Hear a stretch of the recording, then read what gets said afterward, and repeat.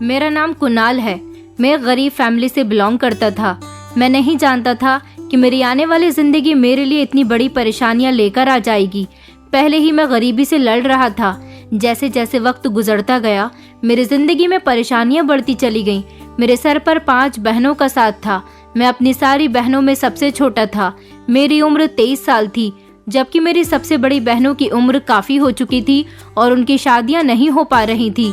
इस दुनिया में शायद गरीबों की लड़कियों से कोई शादी नहीं करना चाहता। पिता इस दुनिया में थे नहीं, सिर्फ एक बूढ़ी माँ थी जो बीमार रहती थी। मेरी माँ किसी बीमारी की वजह से बीमार नहीं हुई थी, बल्कि अपनी बेटियों की शादी की फिक्र में बीमार हो गई थी। उन्हें हमेशा यही फिक्र रहती थी कि उनकी बेटियों की शादी कैसे होगी। मेरी सबसे बड़ी बहन की शादी की उम्र तो वैसे भी निकल चुकी थी। उनके लिए तो अब बच्चों वाले या फिर उम्रदार मर्दों के रिश्ते आते थे। मेरी बहन हरगिज इस तरह के मर्दों से शादी नहीं करना चाहती थी। मेरी बहनों ने बड़ी ही परेशानी के दिन देखे थे। मेरी बहनें बहुत अच्छी थीं। भले ही मेरी बहनें पढ़ी लिखी नहीं थी, लेकिन उनका दिमाग बहुत तेज था। हम लोग गरीब भले ही थे, मगर हमारी गांव में बहुत इज्जत थी।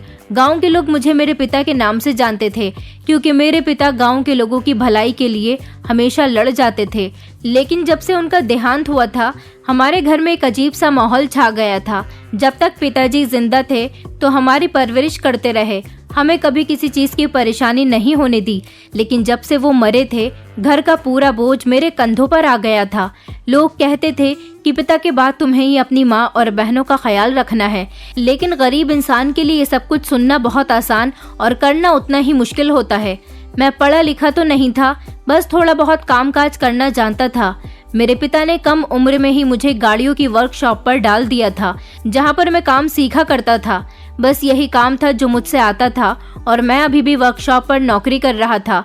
मुझे वहाँ पर 1 महीने की सैलरी मिलती। जब उन पैसों को मैं घर लेकर जाता तो पता ही नहीं चलता था कि मैं क्या कमा कर लेकर आया हूँ, क्योंकि कुछ पैसों से माँ की दवाई आ जाती थी, कुछ से लाइट का बिल चला जाता था और कुछ पैसों से घर में राशन आ जाता था।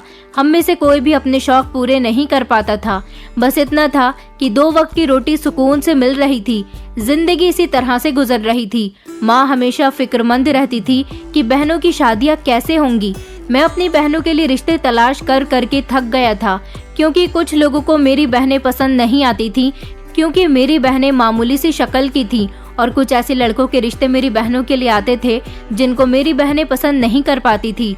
और गांव के लोग ये कहकर मुझे ताने दिया करते थे कि अपनी बहनों की उम्र निकाले दे रहे हो, आखिर कब तक करोगे शादी उनकी। अब मैं उनको क्या बताता कि मैं तो अपनी बहनों की शादी जल्दी ही कर दूं, अगर उनके लिए कोई अच्छा रिश्ता मिल जाए। जैसे तैसे मेरी छोटी बहन का रिश्ता लग गया था, जो कि तीसरे नंबर वाली थी। मेरी वो बहन थोड़ी खूबसूरत थी, इसलिए उसका रिश्ता लग गया था। मगर मेरी बड़ी 2 बहनों का दिल मायूस हो गया था, क्योंकि वो दोनों उससे बड़ी थी। मैंने अपनी छोटी बहन की शादी ज्यादा धूमधाम से तो नहीं की थी, मगर सिंपल तरीके से कर दी थी। इस सब में भी मुझ पर मेरे वर्कशॉप के मालिक के 20,000 का कर्जा हो गया था। मैं इतना तो कमाता नहीं था जो मेरे पास कुछ जुड़ा हुआ होता और मैं अपनी बहनों की शादी कर देता। कर्जा पानी लेकर ही उनकी शादी की जा सकती थी।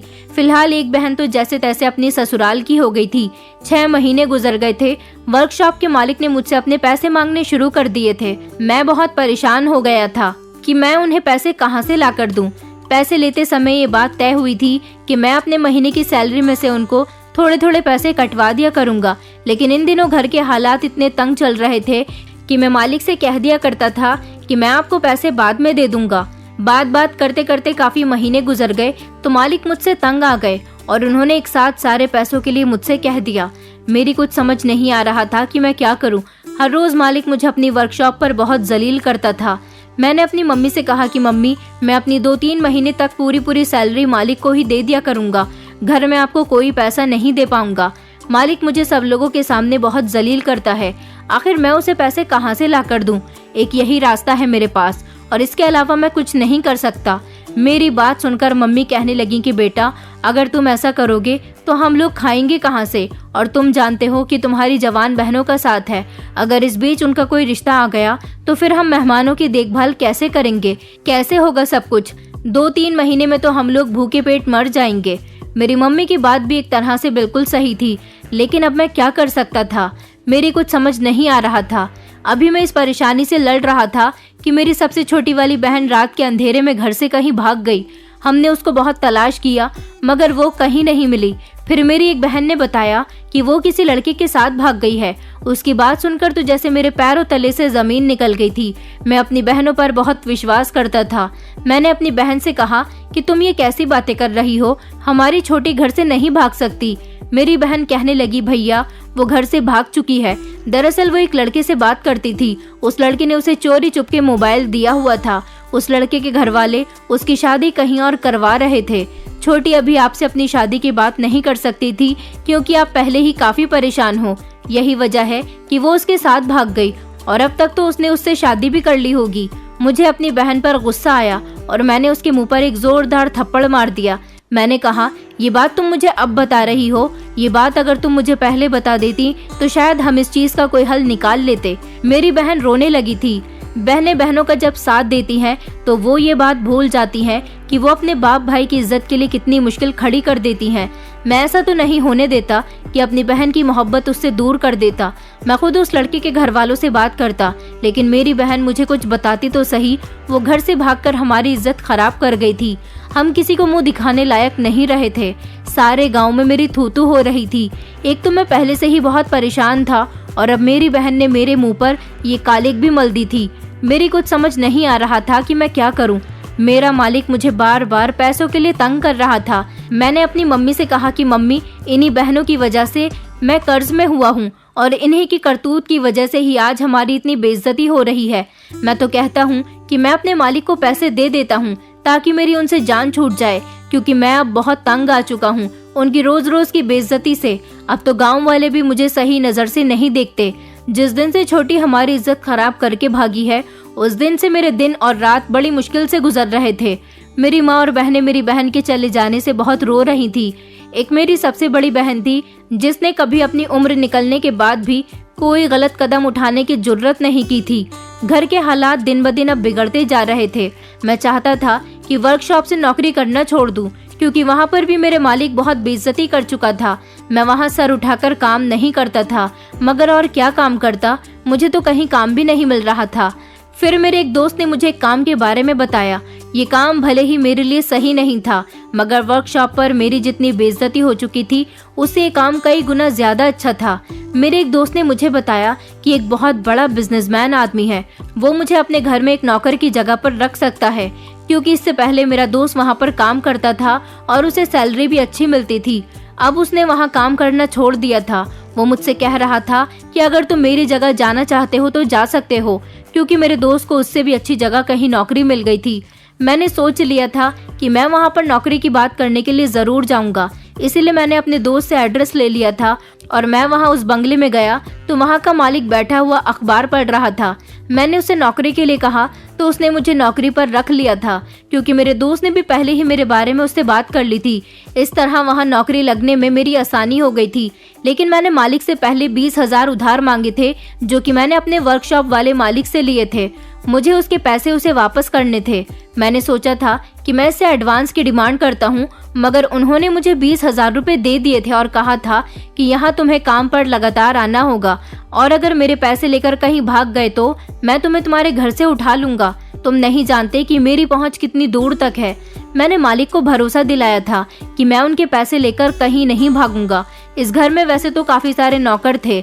ये घर जितना बड़ा था उस हिसाब से इस घर में ज्यादा नौकरों का होना तो बनता ही था, क्योंकि जितना बड़ा घर था उतना ज्यादा काम थे। ये आदमी बहुत अमीर था। यहाँ पर औरतें भी काम किया करती थी और आदमी भी काम किया करते थे। इस मालिक के घर में सिर्फ उसकी एक बूढ़ी माँ उसके साथ रहती थी।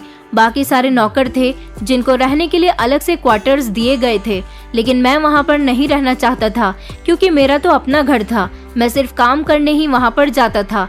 इस तरह मैंने मालिक से पैसे लेकर अपने वर्कशॉप वाले मालिक को 20,000 रुपए देकर अपना कर्जा चुकता कर लिया था। मेरे दिमाग को कुछ सुकून मिल गया था। अब मुझे फिक्र तो अपनी सबसे बड़ी दीदी की थी, क्योंकि वो घर गृहस्थी में बंद कर रह गई थी। अगर उसकी शादी सही समय पर हो गई होती तो आज वो अपने ससुराल में होती और उसके बच्चे भी होते। मैंने सोच लिया था कि जैसे ही कुछ हालात बेहतर होते हैं, दीदी की शादी बहुत जल्द करूंगा। अगर उनको किसी उम्रदार लड़के का रिश्ता मिलता है और उसका घर बार ठीक होता है तो मैं उन्हें समझाऊंगा और कहूंगा कि वो उसके साथ ही शादी कर ले। सारी जिंदगी कुंवारा रहने से तो बेहतर है कि वो किसी ऐसे इंसान के साथ ही जिंदगी गुजार ले जिसके घर में वो सुकून से रह सके। मैंने मालिक के घर में काम करना शुरू कर दिया था। वहाँ पर मुझे कभी साफ सफाई करनी होती थी तो कभी उनकी माँ की जरूरत का सामान लाना होता था। सारा दिन मैं उन लोगों की गुलामी में गुजार दिया करता था और इसी सब के मुझे पैसे मिलते थे। मालिक की माँ की तबीयत खराब हो रही थी। वो इतनी बीमार थी कि 2 नौकरानियां अलग से उनके कमरे में जाकर उनकी जरूरत का सारा काम किया करती थी और उनका ख्याल रखती थी। यहाँ एक पुरानी नौकरानी थी जो काफी सालों से यहाँ पर काम कर रही थी। उसका नाम वेदिका था। उसकी एक जवान बेटी थी। एक दिन वो अपने साथ अपनी जवान बेटी को भी यहाँ लेकर आ गई। मालिक ने उससे पूछा भी था कि तुम अपनी बेटी को यहाँ क्यों लेकर आई हो, तो वो कहने लगी कि मालिक, इस दुनिया में मेरी बेटी के अलावा कोई भी नहीं है। ये मेरी जिस रिश्तेदार के यहाँ रहती है वो इसको बहुत तंग करते हैं, इसीलिए मैंने सोचा कि मैं अपनी बेटी को भी आपकी माँ की सेवा करने में लगा देती हूँ। इस तरह ये मेरी नजरों के सामने रहेगी। अगर आपको कोई एतराज ना हो तो मेरी बेटी भी यहीं मेरे साथ रह लिया करेगी। मालिक कहने लगा कि मुझे कोई एतराज नहीं है, बल्कि मैं तुम्हारी बेटी के काम करने के भी पैसे तुम्हें दे दिया करूँगा। ये बात सुनकर वेदिका बहुत खुश हुई थी। उसकी बेटी देखने में जितनी कम उम्र की थी उतनी ही खूबसूरत भी थी। सब कुछ बिल्कुल ठीक चल रहा था। मालकिन की तबीयत तो हमेशा खराब ही रहती थी क्योंकि उनकी काफी उम्र हो चुकी थी। मालिक ने न जाने क्यों अभी तक शादी नहीं की थी। एक दिन एक ऐसा हादसा हुआ जिसने हम सबको हिलाकर रख दिया था।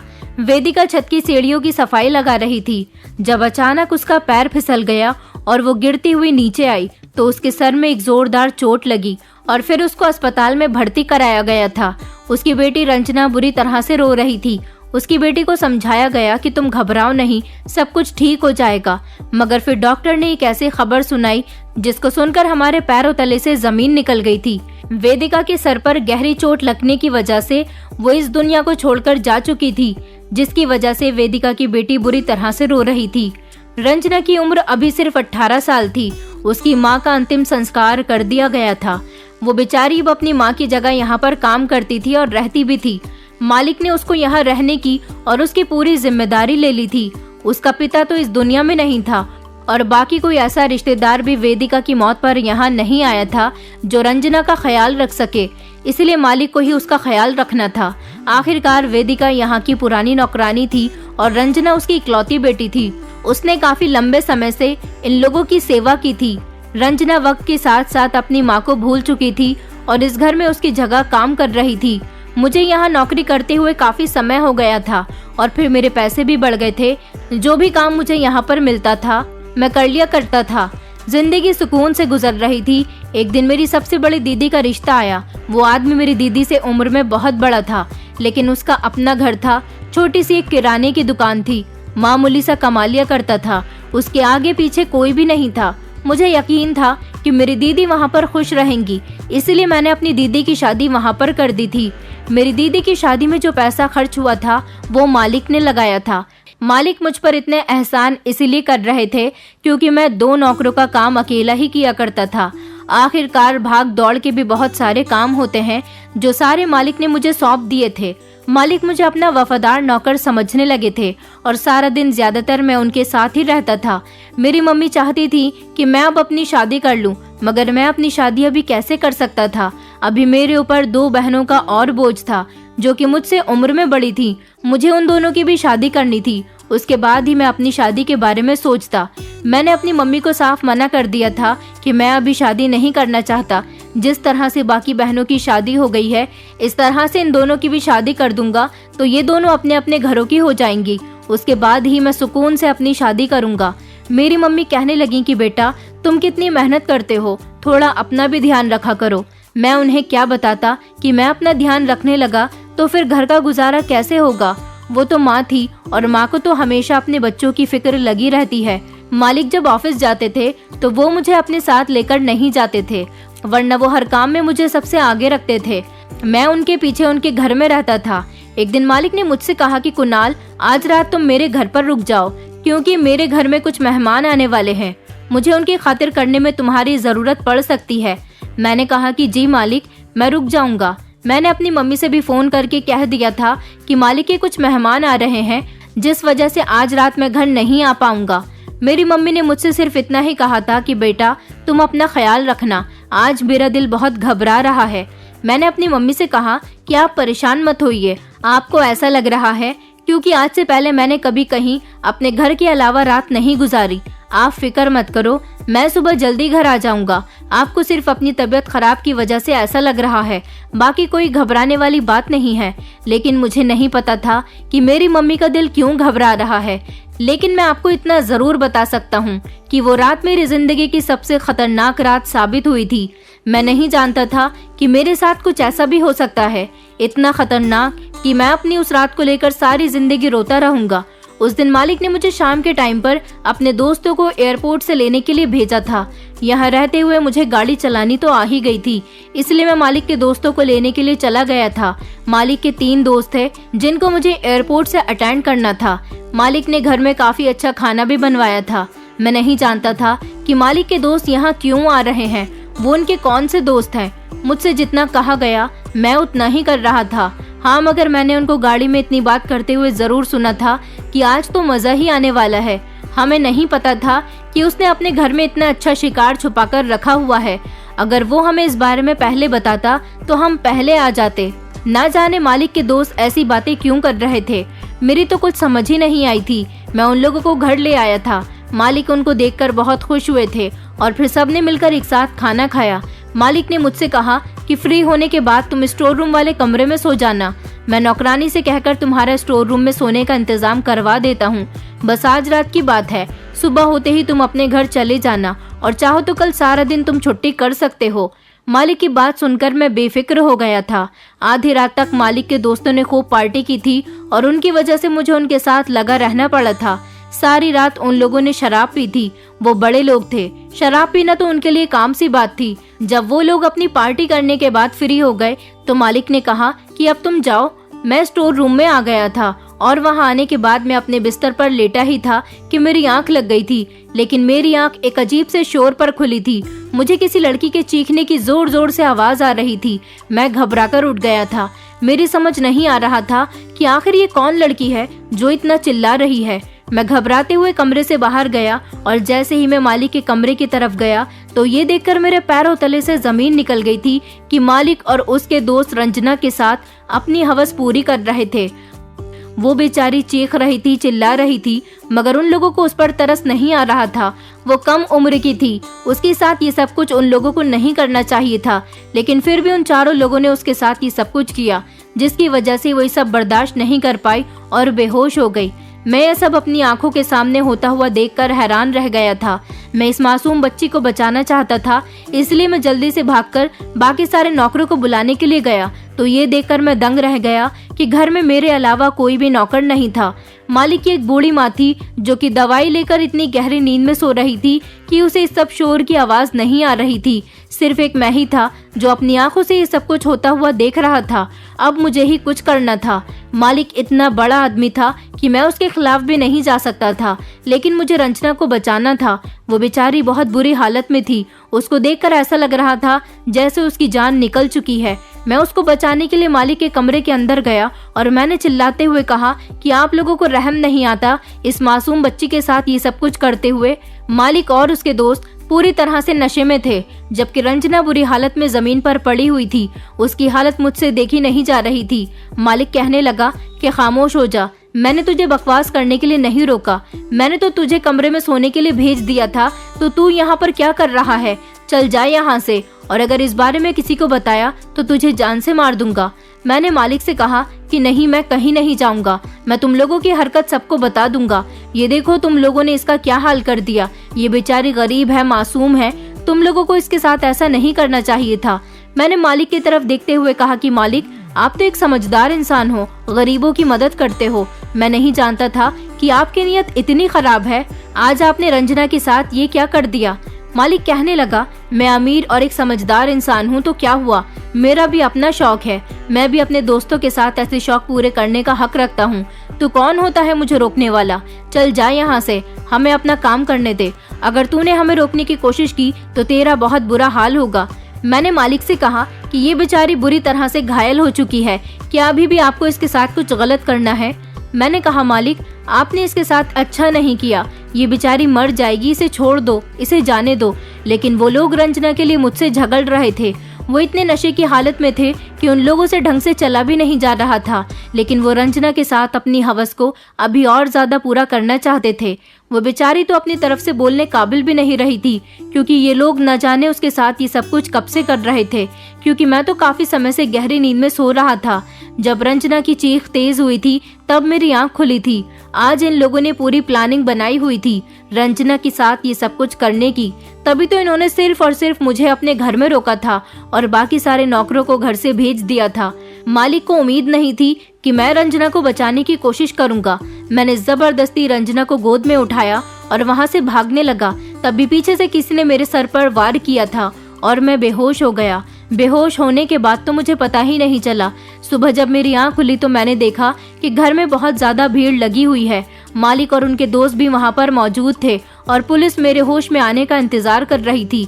मैंने पलटकर देखा तो रंजना की लाश पड़ी हुई थी, जिसको पुलिस अपने हवाले कर चुकी थी। रंजना इस दुनिया को छोड़कर जा चुकी थी और उसकी मौत का सारा इल्जाम मालिक ने मुझ पर लगा दिया था। मुझे इस बारे में तब पता चला जब पुलिस ने मेरे होश में आते ही मेरे हाथों में हथकड़ियां पहनाई।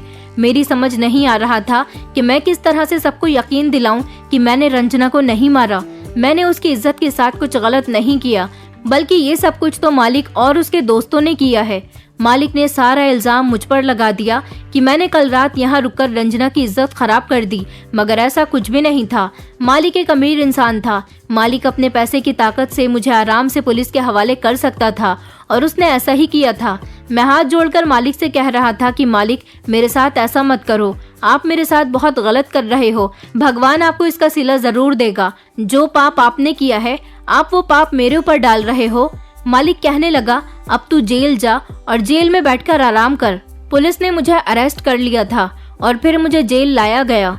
मैं लाख चीख चीख कर कह रहा था कि मैंने ऐसा कुछ नहीं किया, मगर मेरी बात का विश्वास करने वाला कोई भी नहीं था। मुझे अदालत ले जाया गया तो अदालत में वकील ने सारे सबूत मेरे खिलाफ ही दिखाए थे। मैं बुरी तरह से फंस चुका था। मुझे मालिक के घर नौकरी करना बड़ा भारी पड़ गया था। अदालत में मेरी माँ और बहनें भी मुझसे मिलने के लिए आई थी और उन लोगों को भी यही लगता था कि मैंने ही रंजना की इज्जत खराब करके उसे मार दिया। पर मैं सब लोगों को यकीन दिलाकर थक गया था, मगर कोई भी मेरी बात मानने के लिए तैयार नहीं था। सारे सबूत मेरे खिलाफ जा रहे थे और ये सबूत भी झूठे थे, क्योंकि ये सारे वकील और सबूत मालिक के ही खरीदे हुए थे। मालिक ने घर के नौकरों को भी खरीद लिया था जो उस रात घर में मौजूद नहीं थे, लेकिन फिर भी उन्होंने मेरे खिलाफ गवाही दी थी और कहा था कि ये सब मैंने ही किया है। उन्होंने मुझे साबित करवा दिया था। मुझे अपनी जिंदगी बुरी लगने लगी थी। एक तो मैं पहले से ही इतना परेशान रहता था, ऊपर से मेरे साथ ये सब कुछ होना भी कोई मामूली सी बात नहीं थी। मैं जानता था कि हर जगह मेरी बेइज्जती हो चुकी है। मैं किसी को भी अपना यकीन नहीं दिला सकता था, क्योंकि एक गरीब इंसान था और गरीब इंसान कभी भी अपने हक में आसानी से नहीं बोल सकता। मेरी तरफ से कोई वकील नहीं था। सारे सबूतों को मद्देनजर रखते हुए जज साहब ने मुझे फांसी की सजा सुना दी थी, क्योंकि उनकी नज़र में मैंने एक जवान और बेसहारा लड़की के साथ उसकी इज्जत खराब की और फिर उसको जान से मार दिया, मगर मैंने ऐसा कुछ भी नहीं किया था। मेरे पास अपनी सजा भुगतने के अलावा और कोई भी चारा नहीं था, मगर अब कुछ नहीं होना था। मेरी मौत का वक्त तय हो गया था, क्योंकि महीने की पहली तारीख को मुझे फांसी होनी थी और पहली तारीख आने में सिर्फ 2 दिन रह गए थे। मैं जेल में बैठा हुआ अपनी किस्मत को रो रहा था कि क्या किसी इंसान की किस्मत इतनी भी बुरी हो सकती है। मालिक ने अपने पैसे की ताकत दिखाकर एक बेगुनाह को गुनाहगार साबित कर दिया था, और जो गुनाहगार इंसान था वो सर उठाकर चल रहा था। सच कहते हैं कि गरीबों का कोई नहीं होता। मुझे रंजना की मौत का बहुत ज्यादा अफसोस था। मालिक ने उसको ये समझकर इस्तेमाल किया था कि उसका इस दुनिया में आगे पीछे कोई भी नहीं है। उन्होंने खुद तो उसके साथ ऐसा किया ही था, साथ ही साथ अपने दोस्तों के आगे भी उसे नोचने के लिए छोड़ दिया था।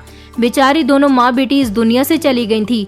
मैं चाहकर भी रंजना को नहीं बचा पाया था, बल्कि और ज्यादा मुश्किल में पड़ गया था। मैं सारी रात भगवान से प्रार्थना करता रहा और सोचता रहा कि क्या मेरी सच्चाई किसी को नजर नहीं आती। फिर 2 दिन बाद सुबह के समय जब मुझे फांसी के लिए ले जाया गया तो मुझसे मेरी आखिरी इच्छा पूछी गई थी। मैंने जज साहब से रिक्वेस्ट की थी कि मेरी आखिरी इच्छा ये है कि रंजना की डेड बॉडी का पोस्टमार्टम जिन लोगों ने किया है, आप दोबारा से उनसे पूछताछ करें, क्योंकि मैंने उस लड़की के साथ कुछ भी नहीं किया, बल्कि मेरे मालिक ने अपने दोस्तों के साथ मिलकर उसके साथ ये सब कुछ किया। उसकी पोस्टमार्टम रिपोर्ट आपको ये साबित कर देगी कि किसी एक इंसान ने उसके साथ गलत नहीं किया, बल्कि 4 लोगों ने उसके साथ गलत किया है। जज साहब कहने लगे कि हर मुजरिम मरने से पहले अपनी सफाई देता है, लेकिन तुम्हारी ये आखिरी इच्छा है तो हम ये काम कर सकते हैं, मगर तुम शायद ये नहीं जानते कि पोस्टमार्टम रिपोर्ट तुम्हारे खिलाफ जा रही है। मैंने कहा कि जज साहब, आपको पोस्टमार्टम रिपोर्ट गलत दिखाई गई है, वो झूठी है। मेरा मालिक एक अमीर इंसान है, वो अपने पैसे से किसी को भी खरीद सकता है। उसने अपने पैसे की ताकत से पूरे सिस्टम को खरीद लिया। आप जरा एक नज़र मेरी तरफ से सोच कर देखिए, मैं गरीब इंसान हूँ। अगर मुझे रंजना के साथ कुछ गलत करना होता तो मैं अपने मालिक के घर में क्यों करता? उसे बहला फुसलाकर भी तो कहीं ले जा सकता था। जज साहब कहने लगे, क्योंकि वो वहीं पर रहती थी। मैंने कहा, ये बात आप ठीक कह रहे हैं कि वो वहाँ पर रहती थी, लेकिन उस रात मालिक के दोस्त वहाँ पर आए हुए थे। मैं खुद उनको लेकर आया था। उन्होंने ये सब कुछ किया है। मैं चाहता हूँ कि मेरा केस दोबारा से रीओपन किया जाए और उसकी सारी इन्वेस्टिगेशन आप अपनी आंखों के सामने करें। अगर आप एक ईमानदार इंसान हैं तो आप मेरा केस रीओपन कर सकते हैं, और अगर आप भी मेरे मालिक के पैसों से बिकने वाले ही एक इंसान हैं तो मैं चाहता हूँ कि आप मुझे अभी और इसी वक्त फांसी दे दें।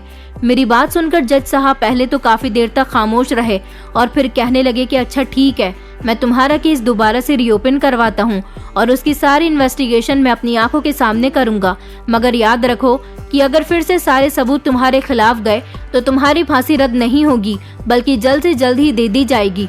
मैंने खुशी खुशी जज साहब की बात मान ली थी। मेरी फांसी की सजा पोस्टपोन कर दी गई थी जब तक कि मेरी आखिरी इच्छा पूरी नहीं हो जाती।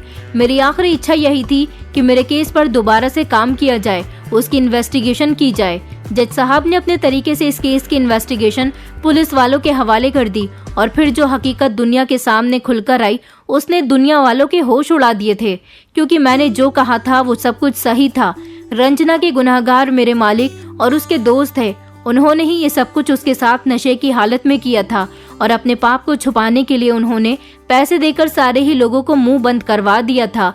वो नौकर जो मेरे खिलाफ पहले ही अदालत में गवाही दे चुके थे, अब वो मेरे मालिक के खिलाफ गवाही देने पर तैयार हो गए थे, क्योंकि उन लोगों पर भी सख्ती की गई थी। इस केस में जो भी शामिल था उसको सच बोलने के लिए कहा गया था, और यही वजह थी कि सारी सच्चाई खुलकर सबके सामने आ गई थी, क्योंकि अब पूरे केस पर इन्वेस्टिगेशन ईमानदारी के साथ की गई थी। मीडिया में भी ये बात फैल गई थी कि एक गुनहगार को सजा होने वाली थी, लेकिन वो बच गया। मेरी माँ और बहनें भी मुझसे मिलने के लिए आई थी। सारे लोगों ने मिलकर मुझे सपोर्ट किया था और लोगों का कहना था कि आरोपी इंसान को अरेस्ट किया जाए और बेगुनाह को बेइज्जत रिहा कर दिया जाए। मेरा मालिक और उसके दोस्त बुरी तरह से घबरा गए थे। उन लोगों ने अपने पैसे की ताकत का एड़ी चोटी से जोर लगा दिया, मगर उन लोगों को किसी तरह का कोई फायदा नहीं पहुंचा था, क्योंकि मेरे केस का फैसला जिस जज ने किया था वो एक ईमानदार इंसान था और मेरी आखिरी इच्छा सुनकर उसने केस पर पूरा फोकस किया था और मुझे मरने से बचा लिया था। सच्चाई कभी छुपी नहीं रहती, कभी न कभी खुलकर आ ही जाती है। जो लोग मुझे बुरा भला कह रहे थे वो लोग अपनी ही नजर में गिर चुके थे। रंजना के असल आरोपियों को सजा मिल गई थी। रंजना के साथ जो कुछ भी हुआ था वो सब कुछ मैंने एक गवाह के तौर पर उन लोगों को बता दिया था और ये भी बताया था कि जब मैं रंजना को बचाना चाहता था तो इन लोगों ने मुझ पर वार किया और अपने सारे इल्जाम मुझ पर लगा दिए।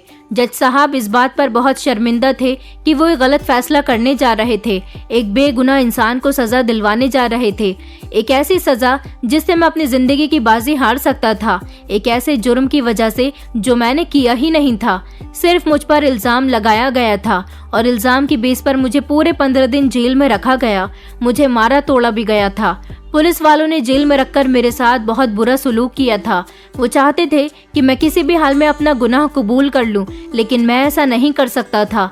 मैं गरीब भले ही था, मगर एक ईमानदार इंसान था। जो जुर्म मैंने किया ही नहीं था वो मैं एक्सेप्ट कैसे कर सकता था? भले से ही मैं फांसी की सजा पाने के लिए तैयार था, मगर मैं अपने जुर्म को कभी नहीं मानता।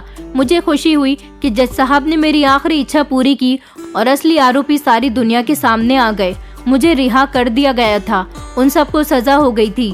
मैंने दुनिया के सामने अपना यही रोना रोया था कि मैं गरीब इंसान हूँ। मैं इस आदमी के यहाँ नौकरी करता था, इसने मेरे ऊपर झूठा इल्जाम लगाया। अब अगर मुझे कहीं नौकरी नहीं मिलती है तो मैं कहाँ काम करूँगा। मेरी 2 जवान बहनें हैं जिनकी शादियाँ भी मुझे अभी करनी है। एक बूढ़ी और बीमार माँ है जिनका मैं इकलौता सहारा हूँ। मैंने जैसे तैसे तो इस आदमी के यहाँ नौकरी ढूंढी थी। मेरे हाथ में कोई हुनर नहीं है। आखिर मैं कहाँ जाऊँ और क्या काम करूँ। पुलिस वाले मेरे साथ जबकि जेल में बहुत बुरा सलूक कर चुके थे और मेरी किसी भी बात की कोई सुनवाई नहीं हुई थी। इस वजह से पूरा पुलिस प्रशासन शर्मिंदा था और मुझे सरकारी मदद दी गई थी। मुझे सरकार की तरफ से कारोबार करने के लिए 10 लाख रुपए मिले थे। इस सब के लिए मैंने बहुत मेहनत की थी। आखिरकार मेरी बेइज्जती करवाने में भी तो एक पुलिस प्रशासन के कुछ ऐसे लोगों का हाथ था जो मेरे मालिक के हाथों बिक गए थे, जिन्होंने रिश्वत ली थी। अगर मैं भी अमीर इंसान होता तो मैं भी अपना केस बराबरी से लड़ सकता था, मगर मैं तो एक गरीब इंसान था। मेरे पास खाने के लिए नहीं था और इतना बड़ा आरोप मुझ पर लगा तो मैं खामोशी से जेल चला गया। अगर मैंने किसी से कुछ कहा भी तो किसी ने मेरी सुनवाई नहीं की। सच्चाई खुलकर जब सबके सामने आई तो सभी लोग शर्मिंदा हुए थे और फिर मेरे साथ अच्छा सुलूक हुआ था। रिश्वत लेने में जो भी लोग मेरे इस केस में मिले हुए थे उन सभी को भी सजा दी गई थी। मैं आप लोगों से रिक्वेस्ट करना चाहता हूँ कि हमें ऐसे लोगों की जरूरत नहीं है जो रिश्वतखोर होकर लोगों की मदद करने का सिर्फ दिखावा करते हैं। हमें रिश्वतखोरों के खिलाफ आवाज उठानी चाहिए। आज मैं गरीब इंसान इस हादसे का शिकार हुआ हूँ, कल आप में से भी कोई हो सकता है। इसीलिए कहता हूँ कि रिश्वतखोरों को रिश्वत देने से बेहतर है कि उनके खिलाफ आवाज उठाई जाए। मैं भगवान का लाख लाख शुक्रिया अदा करता हूँ कि मैं इज्जत के साथ अपने घर आ गया और आज मैं सर उठाकर जीता हूँ। मैंने अपना अलग कारोबार भी कर लिया, अपनी दोनों बहनों की शादी भी कर दी है और अब मेरी मम्मी मेरे लिए रिश्ता तलाश कर रही हैं।